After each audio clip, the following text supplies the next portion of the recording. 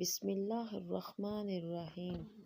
آج میں آپ کے لیے بہت پیارا اور بہت ہی آسان سا وظیفہ لے کے آئی ہوں، جو کہ آپ کی سوچ اور تلوار کی دھار سے بھی تیز ہے۔ یہاں پر آپ کی سوچ بھی نہیں کام کرے گی جتنا یہ وظیفہ کام کرے گا۔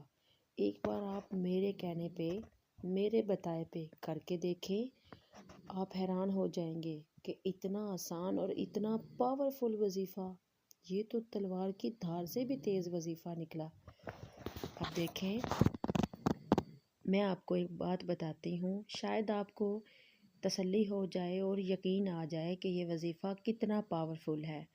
میری ایک سسٹر تھی جن کے گھر یقین مانے شام کا اگر کھانا ہوتا تھا تو صبح کے لیے وہ سوچتے تھے کہ کہاں سے لائیں گے اور کہاں سے کھائیں گے، یہاں تک کہ ان کے پاس اتنا پیسہ نہیں ہوتا تھا کہ وہ خود سے کپڑا خرید کے پہن سکیں، اتنے غریب تھے۔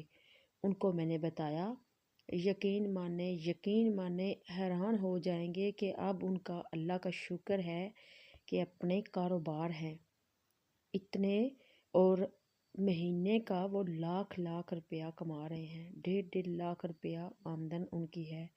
آپ حیران ہو جائیں گے کہ اتنا پاورفل وظیفہ آپ کی سوچ سے زیادہ۔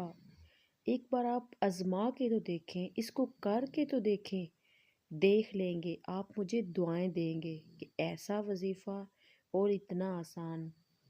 اچھا، اب میں آپ کو ٹائم ضائع کیے بنا میں آپ کو وظیفے کی طرف لے چلتی ہوں۔ بالکل وظیفہ آسان ہے، بالکل آسان اور چھوٹا سا وظیفہ، زیادہ بڑا بالکل بھی وظیفہ نہیں ہے۔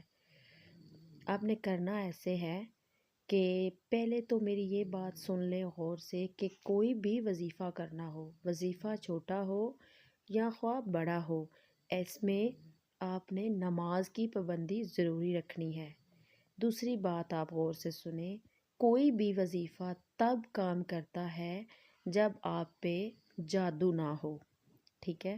کوئی بھی وظیفہ آپ رزق کے حوالے سے کریں یا پھر آپ اپنے گھر کی لڑائیاں، اس طرح سے جو ان سے بچے لڑتے ہیں، بڑوں میں لڑائیاں، یہ سب ختم کرنے کے لیے بھی وظیفہ کوئی اس وقت کام کرے گا جب کہ اپنے گھر میں یا کسی کے بھی لیے اگر کر رہے ہیں تو اس وقت وظیفہ کام کرے گا جب آپ اس پہ جادو نہیں ہوگا۔ یہ بات غور سے سن لیں، سمجھ لیں، اس بات کو اپنے پاس ایسا سمجھیں کہ جیسے پلے باندھ کے رکھ لیں، ٹھیک ہے؟ جی ہاں، آپ ٹھیک سن رہے ہیں۔ دوسری بات آپ کو بتاؤں کہ یہ وظیفہ اتنا سوچ سے بھی زیادہ وظیفہ کہ یہ جادو بھی ختم کرتا ہے۔ یہی وظیفہ جادو بھی ختم کرے گا اور یہی وظیفہ آپ کو رزق اتنا دے گا کہ شاید آپ اتنا سوچ بھی نہیں سکتے۔ اچھا، اب سنیں میرا وظیفہ، میں چلتی ہوں وظیفے کی طرف۔ آپ نے ایسا کرنا ہے کہ جب آپ عشاء کی نماز اپنی مکمل نماز ادا کر لیں، ایسا کریں کہ پابندی میں نماز اگر نہ پڑھی جا سکے، جو بندہ 5 وقت کی نماز پڑھتا ہے اس میں کی اگر وہ کہیں پردیس چلا گیا ہے یا بیمار ہو گیا ہے تو اس کی قضائیں بھی ہو سکتی ہیں۔ جو بندہ جان بوجھ کے نماز قضا کرے گا تو اس کی قضا قبول نہیں ہوگی، مجبوری کی تحت اس کی قضا نماز بھی قبول ہو جاتی ہے۔ اچھا، جب آپ عشاء کی نماز ادا کر لیں تو اس کے بعد آپ نے کیا کرنا ہے کہ کسی کے ساتھ بات کیے بنا، ٹھیک ہے، بات کرنی نہیں ہے کسی سے بھی، اور اپنا وظیفے کو سٹارٹ کر لینا ہے۔ کرنا ایسے ہے کہ پہلے آپ نے 3 بار درود شریف پڑھنا ہے، اس کے بعد آپ نے 100 دانے والی تسبیح لے لینی ہے۔ اگر 100 دانے والی تسبیح آپ کے پاس نہیں ہے تو آپ کاؤنٹنگ لے لیں، ٹھیک ہے؟